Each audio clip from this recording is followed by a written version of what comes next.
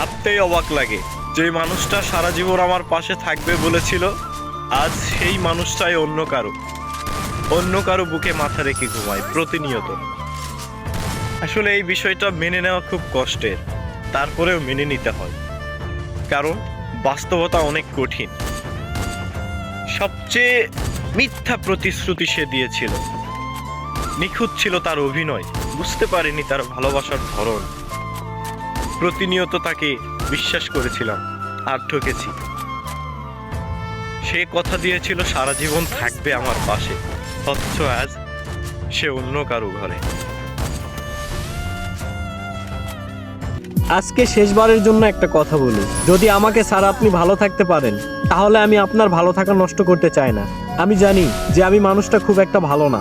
একটা কথা হয়তো ভালো করেই জানেন যে আমি আসলে আপনাকে কতটা ভালোবাসি। কোনোদিনও ভাবিনি যে আপনি এইভাবে আমাকে পর করে দিবেন। আমি তো আপনার কাছে কিচ্ছু চাইনি, শুধু চেয়েছিলাম আপনার ভালোবাসা। এত কিছুর পরও যদি আমাকে আপনার ভালো না লাগে, তাহলে আর কিছু বলার নেই, কিছু করার নেই। আর লাগবেই বা কিভাবে? আমি তো ভালো না, আমি খারাপ। তাই হয়তো আমার সাথে এমনটা হলো।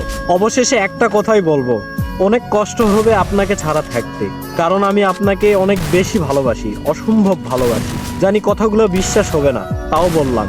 মন চাইলে ফিরে আইসেন, আমি সারা জীবন আপনার জন্য অপেক্ষায় থাকবো।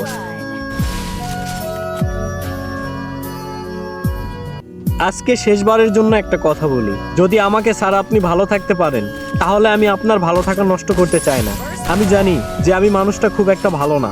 একটা কথা হয়তো ভালো করেই জানেন যে আমি আসলে আপনাকে কতটা ভালোবাসি। কোনোদিনও ভাবিনি যে আপনি এইভাবে আমাকে পর করে দিবেন।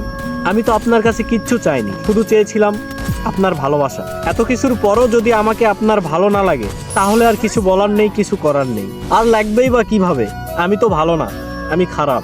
তাই হয়তো আমার সাথে এমনটা হলো। অবশেষে একটা কথাই বলবো, অনেক কষ্ট হবে আপনাকে ছাড়া থাকতে, কারণ আমি আপনাকে অনেক বেশি ভালোবাসি, অসম্ভব ভালোবাসি। জানি কথাগুলো বিশ্বাস হবে